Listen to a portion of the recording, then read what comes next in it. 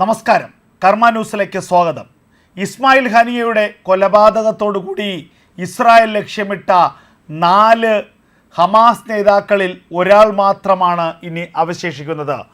October മാസം 7-ാം തീയതി ഇസ്രായേലിനുള്ളിലേക്ക് കടന്നുകയറി Hamas നടത്തിയ കൊടും ക്രൂരതയുടെ പ്രധാനപ്പെട്ട കാരണക്കാരിൽ 4 പേരായിരുന്നു പ്രധാനമായും ഇസ്രായേൽ ലക്ഷ്യമിട്ടത്.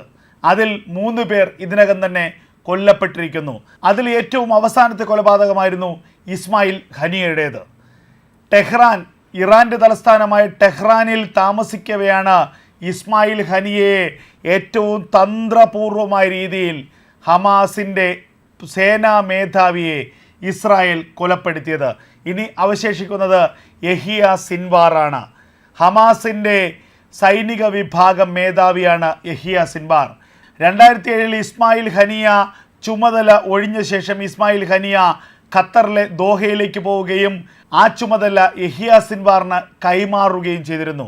അതിന് പിന്നാലെ കഴിഞ്ഞ 20 വർഷക്കാലമായി ഗാസയിൽ ഹമാസിൻ്റെ സൈനിക നേതൃത്വം വഹിക്കുന്നത് യഹിയ സിൻവാറാണ്. യഹിയ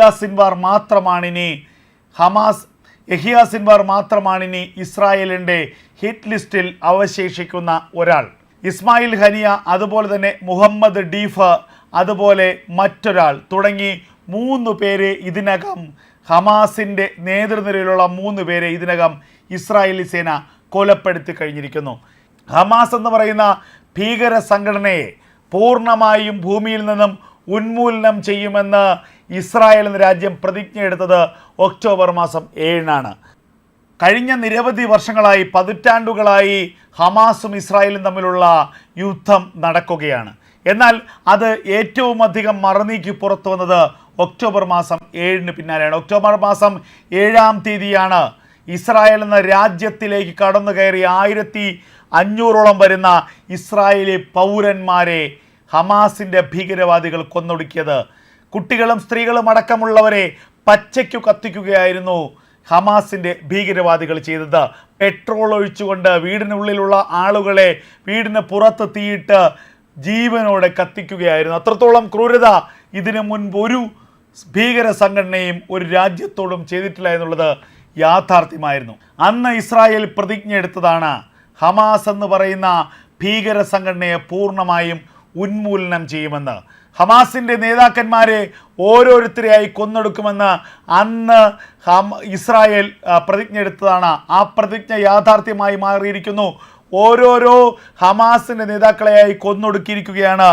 ഓരോ ദിവസവും 1, 2, 3 മോഡലിൽ നമ്പറിട്ട് കൊല്ലുകയാണ് ഇസ്രായേൽ. ഹമാസ് നേതാക്കളിൽ ഇനി തുരങ്കത്തിൽ ഒളിച്ചിരിക്കുന്ന യഹിയ സിൻവാർ മാത്രമാണ് അവശേഷിക്കുന്നത്. മൊസാദ് വീണ്ടും ഹമാസിനെ ഞെട്ടിപ്പിച്ചിരിക്കുകയാണ്. കഴിഞ്ഞ വർഷം ഒക്ടോബറിൽ ഇസ്രായേലിലേക്ക് ഇരച്ചു കയറി വെടിവെച്ചും കുത്തിയും ബലാത്സംഗം ചെയ്തും 1000ഓളം പേരെ കൊല്ലുകയും നിരവധി പേരെ ബന്ദികളാക്കുകയും ചെയ്ത ഹമാസിനെ മുച്ചൂടും മുടിപ്പിക്കുമെന്നായിരുന്നു ഇസ്രായേലിൻ്റെ പ്രതിജ്ഞ. ഇസ്രായേൽ ഒരു കാര്യം തീരുമാനിച്ചാൽ ഏതു പാതാളത്തിൽ പോയിരുന്നാലും മൊസാദ് അവരെ പൊക്കിയിരിക്കും. ഹമാസിനെ പൂർണ്ണമായി ഇല്ലാതാക്കുമെന്ന് നെതന്യാഹു പറഞ്ഞപ്പോൾ പൊട്ടിച്ചിരിച്ചവർ ഇപ്പോൾ പൊട്ടിക്കരയുകയാണ്. ഹമാസ് നേതൃത്വത്തിലെ ഒരാൾ ഒഴിച്ചുള്ള പ്രമുഖരെല്ലാം മൊസാദിൻ്റെ വിരോധത്തിൽ കൊല്ലപ്പെട്ടു കഴിഞ്ഞു എന്നുള്ളതാണ് യാഥാർത്ഥ്യം. നേരിട്ടുള്ള യുദ്ധത്തിൽ 10,000-ലേറെ ഹമാസ് ഭീകരരാണ് ഇസ്രായേൽ സൈന്യത്തിൻ്റെ കയ്യാൽ കൊല്ലപ്പെട്ടത്. ലെബനിലെ ഹിസ്ബുള്ളയുടെ 100ഓളം കമാൻഡർമാരും 1967-ൽ 9 അറബ് രാജ്യങ്ങൾ വളഞ്ഞിട്ട് ആക്രമിക്കാൻ വന്നിട്ടും വെറും 6 ദിവസം കൊണ്ടവരെ നിലം പരിശാക്കി വിജയിച്ച ഇസ്രായേൽ സൈന്യത്തിനാൽ ഇതിനകം തന്നെ നിരവധി ഹമാസ് ഭീകരർ കൊല്ലപ്പെട്ടു കഴിഞ്ഞു.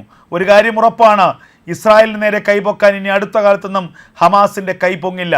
ഇനി ആ റോൾ ഏറ്റെടുക്കുക ഇറാനാണ്. 1948-ൽ യുദ്ധത്തിലേക്ക് പിറന്നു വീണ ഇസ്രായേലിന് പക്ഷേ യുദ്ധം ചെയ്യാതെ വയ്യ. കാരണം ആയുധം താഴെ വച്ചാൽ അവർ തീരും. ശത്രുക്കളുടെ നടുക്കാണ് അവർ ജീവിക്കുന്നത്.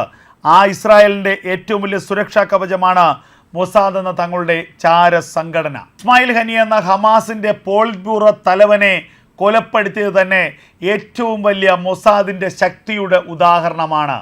കഴിഞ്ഞ 2 മാസക്കാലം മുൻപായി നടത്തിയ പ്ലാനിങ്ങിൻ്റെ ഫലമാണ് ഇസ്മായിൽ ഹനിയയുടെ കൊലപാതകം.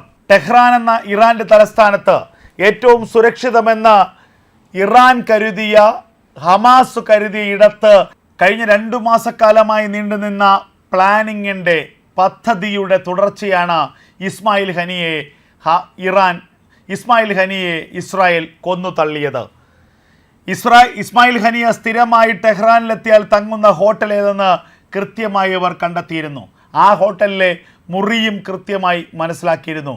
മാസങ്ങൾക്ക് മുൻപ് തന്നെ ആ ഹോട്ടൽ മുറിയിൽ കൃത്രിമമായി ബോംബ് സ്ഥാപിക്കുകയായിരുന്നു. മൊബൈൽ സംവിധാനം വഴി ഓപ്പറേറ്റ് ചെയ്യാൻ പറ്റുന്ന ഒരു ബോംബ് ആ മുറിക്കുള്ളിൽ സ്ഥാപിക്കുകയായിരുന്നു ഇസ്രായേൽ സേന, മൊസാദിൻ്റെ സൈന്യം ചെയ്തത്. പിന്നീട് ഇസ്മായിൽ ഹനിയ മുറിയിലേക്ക് എത്തുകയും ഇസ്മായിൽ ഹനിയയ്ക്ക് പൂർണ്ണമായ സുരക്ഷ ഇറാൻ്റെ റവല്യൂഷണറി സൈന്യം അവിടെ ഏർപ്പെടുത്തുകയും ചെയ്തു. രാത്രി 2 മണിയോടുകൂടി വമ്പൻ പൊട്ടിത്തെറിയുടെ ശബ്ദമാണ് റവല്യൂഷണറി ഗാർഡ് കേട്ടത്. ആ സമയം മെഡിക്കൽ സംവിധാനങ്ങൾ ഒന്നാകെ ഓടിയെത്തുമ്പോഴേക്കും ഇസ്മായിൽ ഹനിയ കൊല്ലപ്പെട്ടിരുന്നു.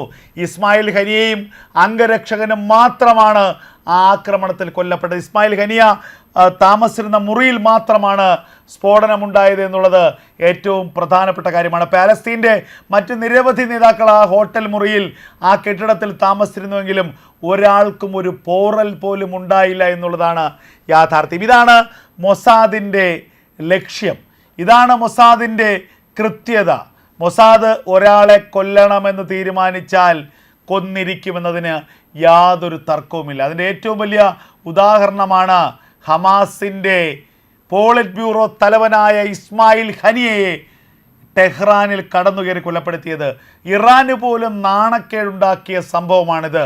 ഇറാൻ എന്ന് പറയുന്ന ഒരു അറബ് രാജ്യം ഇസ്ലാമിക തീവ്രവാദികൾക്കൊന്നടങ്കം സംരക്ഷണം ഒരുക്കുമെന്ന് ഇങ്ങനെ വാക്കാൽ പറഞ്ഞ് പരത്തി നടക്കുമ്പോഴാണ് ഇറാൻ്റെ തലസ്ഥാനമായ ടെഹ്റാനിലേക്ക് കടന്നു കയറിക്കൊണ്ട് ഇസ്മായിൽ ഹനിയ എന്ന ഹമാസിൻ്റെ പരമോന്നത നേതാവിനെ ഇസ്രായേലി സൈന്യം കൊന്നു തള്ളിയത്. ഇതിൽ പരം നാണക്കേട് എന്താണ് ഇറാന് ഉണ്ടാകേണ്ടത്? എന്നാൽ അത് ഏറ്റവും അധികം മറനീക്കി പുറത്തു വന്നത് ഒക്ടോബർ മാസം 7-ന് പിന്നാലെയാണ്. ഒക്ടോബർ മാസം 7-ാം തീയതിയാണ് ഇസ്രായേൽ എന്ന രാജ്യത്തിലേക്ക് കടന്നു കയറി 1500ഓളം വരുന്ന ഇസ്രായേലി പൗരന്മാരെ ഹമാസിൻ്റെ ഭീകരവാദികൾ കൊന്നൊടുക്കിയത്. കുട്ടികളും സ്ത്രീകളും അടക്കമുള്ളവരെ പച്ചയ്ക്കു കത്തിക്കുകയായിരുന്നു ഹമാസിൻ്റെ ഭീകരവാദികൾ ചെയ്തത്. പെട്രോൾ ഒഴിച്ചുകൊണ്ട് വീടിനുള്ളിലുള്ള ആളുകളെ വീടിന് പുറത്ത് തീയിട്ട് ജീവനോടെ കത്തിക്കുകയായിരുന്നു. അത്രത്തോളം ക്രൂരത ഇതിനു മുൻപ് ഒരു ഭീകര സംഘടനയും ഒരു രാജ്യത്തോടും ചെയ്തിട്ടില്ല എന്നുള്ളത് യാഥാർത്ഥ്യമായിരുന്നു.